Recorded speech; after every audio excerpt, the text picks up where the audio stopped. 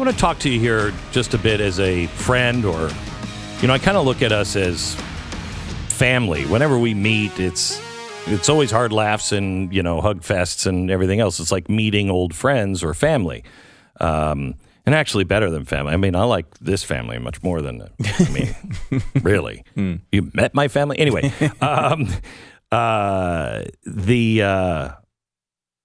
I just want to talk to you as somebody who could be my neighbor, or, maybe I'm your uncle or you're my dad or whatever.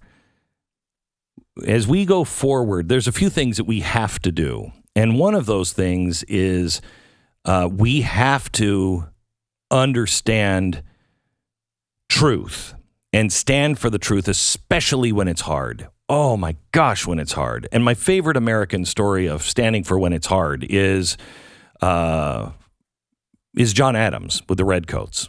I mean, everybody hated the Redcoats up in Boston. They hated them.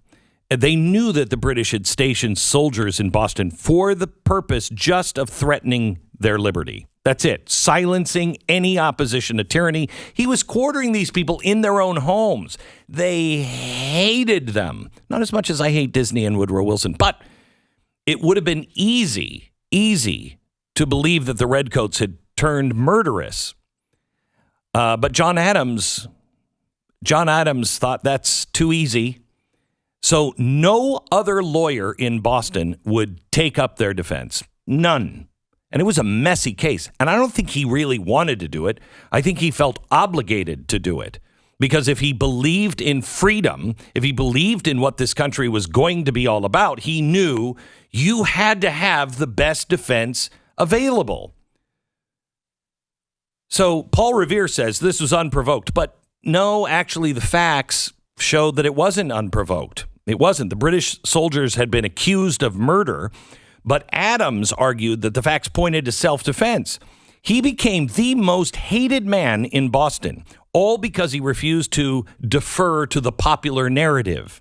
He was smeared. He was an enemy to the cause of freedom, but he demanded truth, nothing more, nothing less. That is where we need to be on all fronts. We have to support those who are speaking their mind.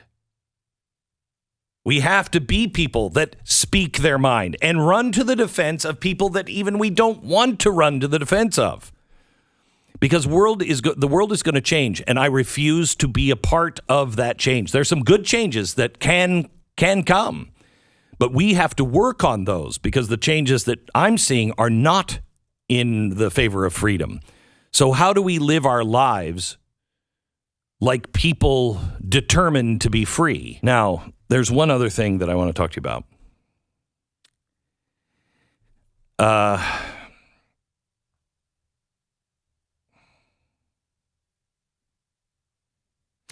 According to the U.S. official birth data, there's been a steady decline in our national birth rate for over a decade now.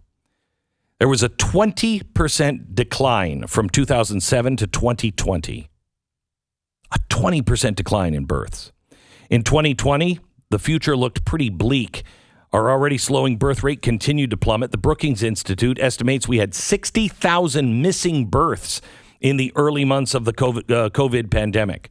So, we had nothing to do. Apparently, we weren't doing that, at least without some sort of of protection. We're not wanting to have kids. And that is because people are asking themselves, can I bring a child into the world when it's such a mess? Do you think this is the first time anybody has ever asked that question? I mean, I got bad news for you. We make it to the other side of this. Most of us make it to the other side. Some of us will die for, natural causes because we're old and fat and can't walk across mountains or whatever it is we have to do. But we're going to make it. We make it. And we need children on the other side. I feel bad for the people who actually believe that the world is on a catastrophic, nothing can be done, climate change move where everyone's going to starve or burn to death or drown or be in a snowstorm or a desert. I mean, Can you imagine growing up and hearing this?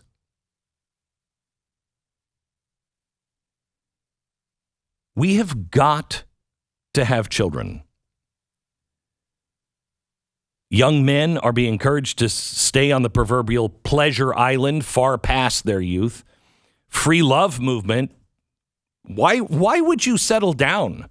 Why would you settle down when you don't have to? And women aren't interested in it. Females have been convinced they need to be more like men. And pregnancy is the ultimate betrayal of that idea. It will stop you from being a success. Let me tell you something. Out of all the success that I've had, all of the experiences I've been able to give my children, I would rather, if I had a choice, I think I would have been much better off being an average person living in a farming community that no one's ever heard of and struggled and worked hard my whole life on a farm. My kids would be better off.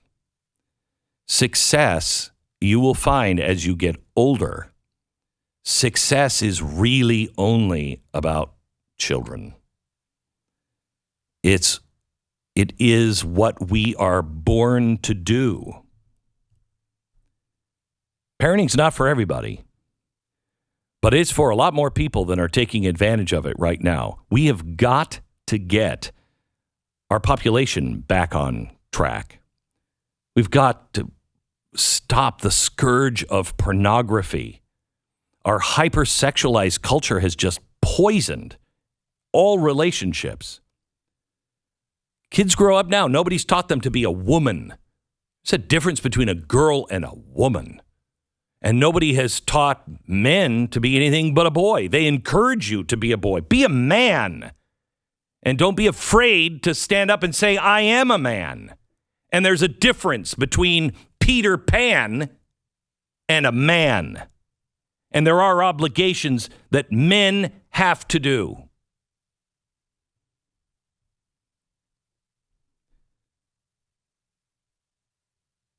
I get on the microphone every day and I warn you that things are getting worse.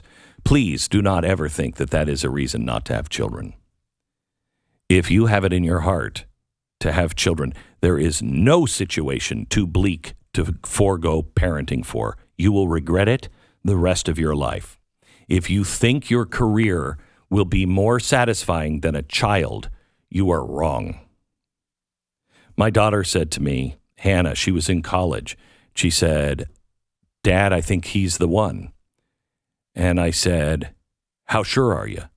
She said, I know he's the one. And I said, then what are you waiting for? And she said, well, because a girl in college getting married.